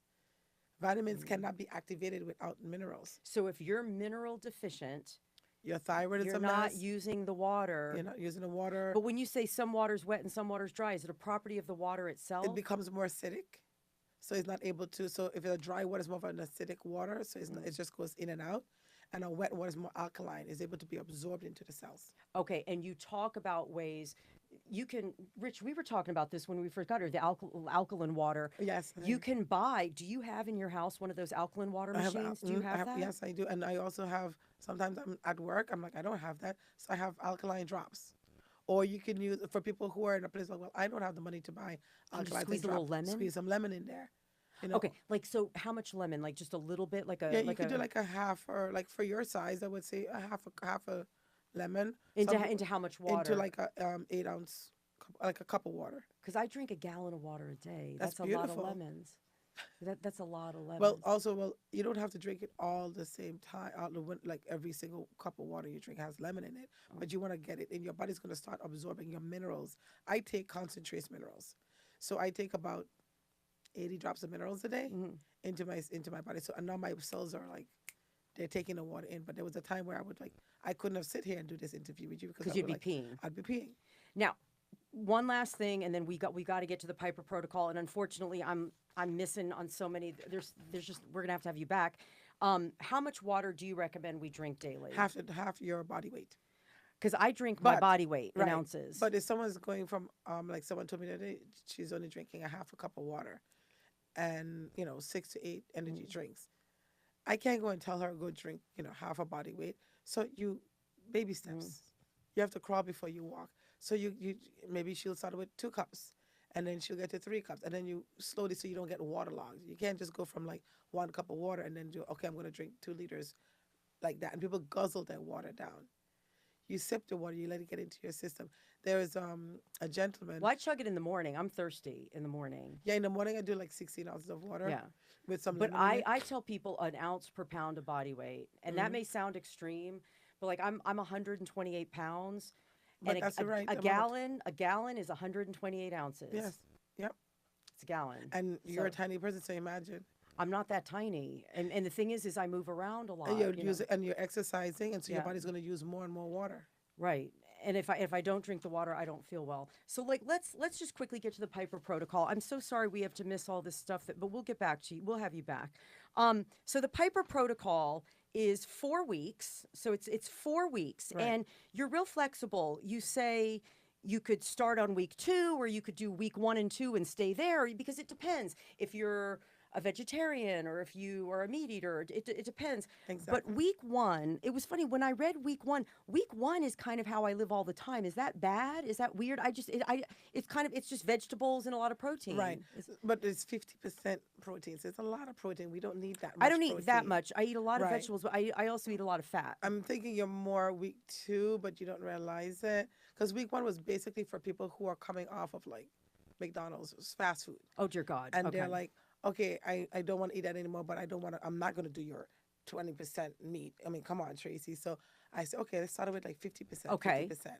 And then they don't feel like they're giving up their meat yet. So then the next week or 2 weeks, they do, okay, just cut it back a little bit. You Yes. get So 20%. week one is 50% meat, 50% vegetables. Mhm. And that's when people start to just kind of, they'll start to go to the They bathroom they a start to little. go to the bathroom. They start seeing changes, and they're like, why? But they were eating, junk food all the time. So of course, just that change makes a big difference. Right. Now, most of my clients basically start on week 2. Okay. So week 2 is 20%. You think that's where I live? You think Yeah. that's about where I live? I think that's what, and you add in your fats, of course. Yeah, I eat a lot of fat. So week 2 is 20% meat, 80% vegetables. So you can picture your plate, Plate. mostly veggies with a side of Exactly. With a side of meat or something. Yeah, But salmon or you also something. designate a lot of raw vegetables. Yes, to get live enzymes in your body. If we cook everything, everything's dead. There's some vegetables that you have to cook to Right. get the nutrients out of it. Right, but like most tomatoes. Of it, right, and spinach. But you also want to make sure that you have raw, live enzymes in your body as well, so they can go in there and do their work. Okay, raw veggies. Week 3, this is where I would have trouble. 20% carbohydrates, meaning gluten-free cooked grains, and 80% veggies. Like a quinoa, 20% quinoa with mixed vegetables. Where do you get your protein? Like that would I'm. Did you just ask me that? Yeah, because I understand that quinoa is a complete protein. Quinoa But is, what are you going to eat? Just quinoa and veggies all and week? veggies is also lots and lots of protein. But see, I don't think I personally I wouldn't feel well. I don't think I'd feel well. Do you have anybody who says my blood sugar doesn't feel stable on just Now, veggies? I have some people that Yeah. great with this diet. Yeah. And then like for me, I'm not. I can go on that. I can't do carbs. I do not digest carbs. Okay. Like I can literally have like quinoa and vegetables. Okay. And you'll see me today, and then tomorrow you'll be like, "What happened to you?" Yeah, I'm not. Like I literally will look like I gained 10 pounds. Like I do not digest carbs at all. Well, okay. At all. So week 3 cannot be for me. I would do more a week 4 and a week 2 together. So and you mix so it. you have to kind of pick and choose what works for you. Week 4 is 100% liquid fast, and you give recipes in the To get more hydrated. People are not hydrated enough. But for this, do you mean that they have to do juicing or They do do they? juicing, they do smoothies, they do soups. And and- smoothies and- are in and- the blender, right, Because the thing is, with juicing, you don't get any Fiber, right? exactly. If you So do, I'm not a big advocate of just juicing. You really need the fiber. I'm juicing and smoothies. okay, so smoothies are in the blender where you still get the fiber, and the whole purpose of this is to. This is what I got from the Rest book. your It's to digestive rest the system. digestive system. It's because Exactly. meat is hard to digest. It's a ton of work on your digestive system. And we also mix the meat with a carb, which you're not supposed to. Yeah, you talk about food combining. We'll go into that. We'll go into that on another show. But again, to be gentler on the digestive system, and that allows your body to release more. Yes, and get a rest. Like the more we eat, the faster we age. Less we eat, we slow down the aging process in our system. The less we eat. Yes. Yeah, That's well, where the they've whole done- intermittent fasting comes in, where, okay, we'll start eating at 12 o'clock in the day rather than, Yeah, I do you know, intermittent 3 months. Right. fasting. And Yeah. so that kind of slows down. You're like, oh, I don't feel hungry anymore. Do you do intermittent fasting? I do. Yeah, But for women, every other day, not every day. I do it every day. Yeah, because for some women, like, oh, well, Tracy, I'm noticing that I'm gaining weight. And it throws out, especially if they're in female, breastfeeding age, so forth, it can throw off their hormones. Really? Yeah. See, I do it every day, and I have like a 14 to 16 hour fast. I cut off my eating at night, and that's it. I'm done. Yeah. I just don't eat again. Some people, for in their childbearing years, every other day works better for them because it doesn't mess with their hormones. What kind of messing does it do with It hormones? can throw off their ovulation. It can shrink their ovaries, mess up their premenstrual cycle. Really? So forth. Because it hasn't done that to mine. I still Yeah. get my period. I'm still cool. Yeah. Go, girl. I swear to God. I swear to God. I still because I'm Good I'm you know it because if you're regular like a clock every Oh, month I on the am so 28th regular. day. I Yeah. am so regular. Yeah. I It know. hasn't. It might be. I mean, and again, everything we say is with the caveat, but because obviously for my body, yeah. Okay. So listen, I'm sorry we're gonna have to wrap this up, but let's wrap up by saying. Explain why it's important that people don't just jump in on week 4 with no preparation. That is so important. And so many people do a juice fast and come to my office and say, everything just stuck there. I haven't gone to the bathroom. Or they'll finish a juice fast and they'll go right back and the next day and eat, cheeseburger and fries. And I go, why did you just do the fast in the first place? So you just cleansed, and then you just stuffed everything back and your body just went, and it hasn't even exhaled. So you want to slowly get things back in. So in my book, you do say 2, 3, 4, and then you go and say you like week You 2. backtrack. Yeah. You backtrack, so you get less food. You have the carbs, and then okay, now I slowly get the meat back into my system. So say you're not a carb eater like myself. When I do all 4, get to week 4, and I put a salad in. Yeah, you slowly wean back to food, Right. just like you slowly weaned off. Exactly. Okay. How many times a year do you recommend this? Like Um, with every some people like they do something like this with the change of season, so 4 times a year. Yeah, change of season is a great way of just keeping a maintenance. The body loves rhythms. Okay. That's why we have the circadian rhythm. We have the times of the days for the organs and so forth, and we have the full moon and so forth. The body loves rhythm, so every change of season works. I have people who, you know, my celebrity clients, they have to go on a movie shoot, so they may do it a little bit more often. Or people who their lifestyle is they're going out to dinner on a regular basis, so we do it maybe once a month. So they'll do 12 a year, or they'll do if they have issues where they don't detox. Like for me, some people have like MTHFR or But if you're doing it 12 times a year, you're picking 1 week to You're do. taking- yeah, you're you're just doing- picking 1 week to yeah, do. and Yeah. this is with a colonic as well. But they're doing it, and so most of my clients they eat like this on a regular basis. They mix all of them together when it becomes a I lifestyle. was reading it, sweetie. I got to be honest with you. I kind of live in the middle of your Yes, I don't so you ever do have- I don't ever do liquids only. That sounds like a nightmare. Got to be honest. That's but- that's just a. Yeah. I'm just gonna do a little fast. I'm just gonna slow things down because maybe you had too much fun for Thanksgiving. Or I don't have something. that much fun. I mean, no, I have fun. I have fun, but I don't have fun I with know what you mean, food. right. I don't have a good time with food. But I kind of live right around. I kind 2 of and live right 3? around. No, because I don't eat. I'm not a big Carb eater either. I live around week 2. 2. I eat a lot of veggies. Do you fat. do smoothies? Nah. Okay, No, so 'cause I'm between 4 I like and, to eat. and 2 Yeah. because I always have a juice or a smoothie and 1 meal, Yeah. and then I'm fine. I'm an eater. I'm an Okay. eater, especially my post-workout meal has to be my whole life is regimented. Like I've got to eat a certain way before I go to the gym, certain way after that kind of thing. Now, before we let me do the Tamari's tip, tell us about these Piper retreats because is this the Piper Institute for Internal Fitness upstate? Yes, So we just had one on Memorial Day weekend. right, because Regina, your PR girl, told me. So it's called the Piper Institute for Internal Fitness. Is there information on your website? Yes, there is. We basically do is a Friday, Saturday, Sunday. It's not just about the physical detox. It's Right. also about emotional detox. So we pick you up and we drop you off. What So do you it's mean? not- Like where in the city? so- Like let's say me and Chad and Richie wanted to do it. We'll get your address. Would you invite me and Chad and Rich? Oh, I would love you to do that. Chad, did We you hear could that? do a show up there and you doing that. You could have me and Chad and Richie, and we could wear the plush robes and stuff like that. You could totally do Wouldn't that. that be fun, You Richie? might not like me doing it though, because I'm gonna make you chew your food. No, it's fine because Okay. Richie and I'll laugh while you're giving It's- Chad the colonic. Okay. It'll be fine. It's basically a cellular detox. Yeah. And so we pick you up on a Friday morning. So door-to-door service, we come, we pick you up from Seriously, your home. in New York City, you'd come to everybody's house. We go to everybody's house. We pick Okay. you up. We have a time schedule. We'll leave, and it's a 2-hour beautiful scenic drive upstate. You have your green juice in the car with you and your water. By the time you come upstate, I give you a mineral drink. I'm big on minerals, so Okay. there's a nice mineral drink. 28 ounces of minerals you take, and you're like, why am I not hungry? We get associated. I give you a tour of the property and what we're going to be doing. We do different detoxes. So you're not going to come do meditation and yoga. Right. It's hardcore. You're going to be doing ozonated foot detox bath. You're going to be doing the oxidative reduction. So like I don't know if you know about the Eng3 or air energy. I do not. So basically it's about activating your oxidative response system, your body to get rid of free radicals. We have a gym. We have an infrared sauna. So you're going to do different supplements to pull heavy metals out of your How body. many people do you take at once? And the most I do is 6. 6 I've people at done once. 7, but I try to keep 6 because it's very Okay. individual. I'm working with every single person. Okay. I have a young lady that's there that helps me. She's amazing, and she helps me prep the food and get everything together. And we do acupuncture, grounded acupuncture. Okay. And we also do colonics as well. And there's more information, and I'll give out your website Yeah. when I do the close. And that is, again, the Piper Institute for Internal Wellness. And it's 3 days, Yeah. Friday, Saturday, Sunday. One more thing to think about besides the Piper protocol. I want to give a quick little Tamari's tip because when I was reading Tracy's book, again, I love her.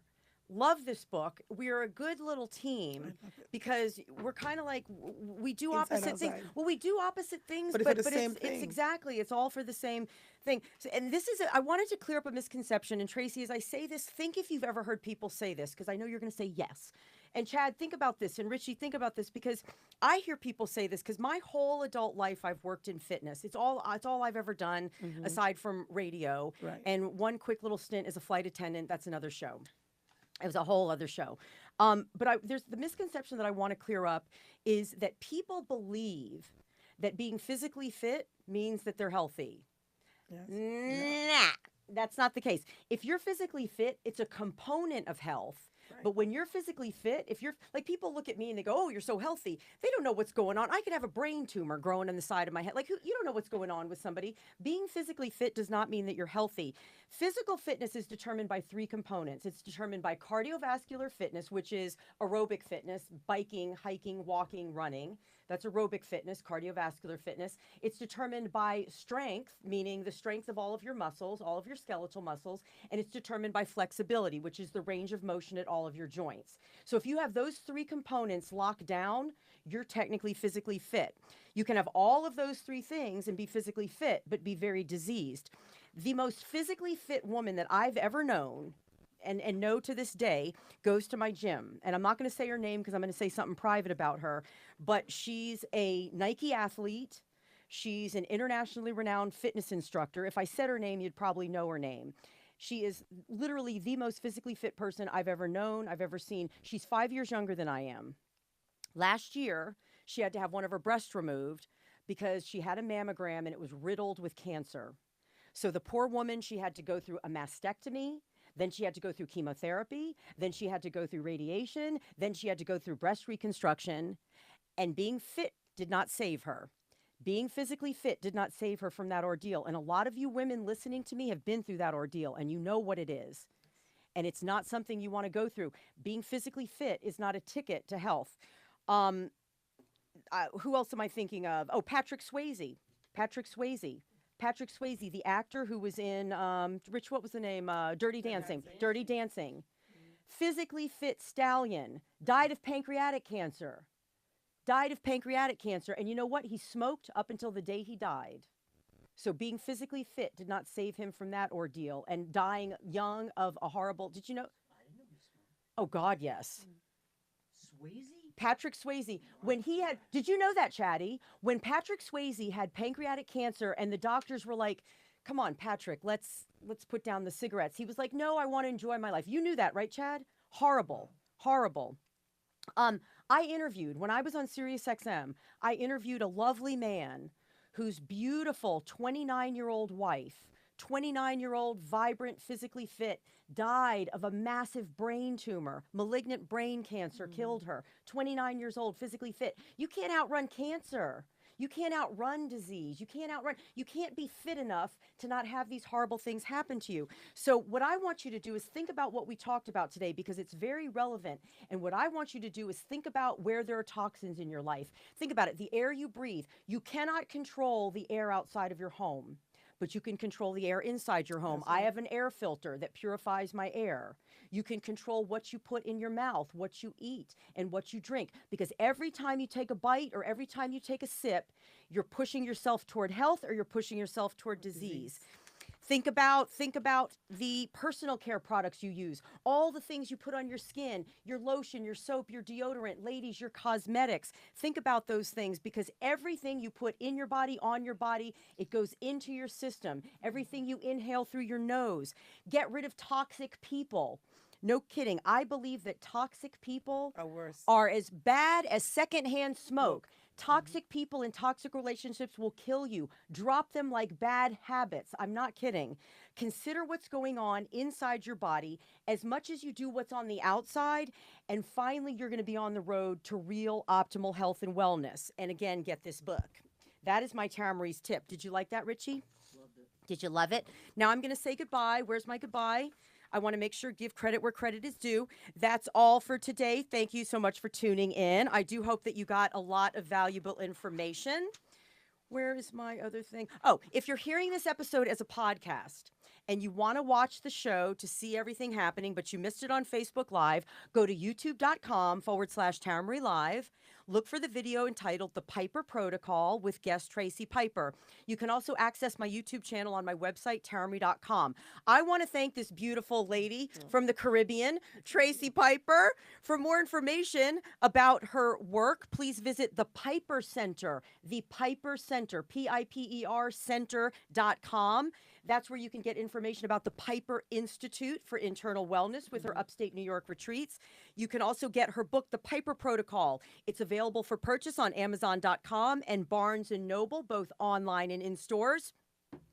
I want you guys to rate and review Tamary Live. Richie, you have to do that. Go to iTunes, rate and review Tamary Live, give it a 5-star rating, and give it a good review, okay? And be sure to subscribe to Tamary Live so you never miss an episode. You can subscribe with iTunes or whatever podcast app you prefer right on my website, tamary.com. That's TARAMARIE.com. And on tamary.com, all past episodes of Tamary Live are posted there, so you can download them and listen to them right from there.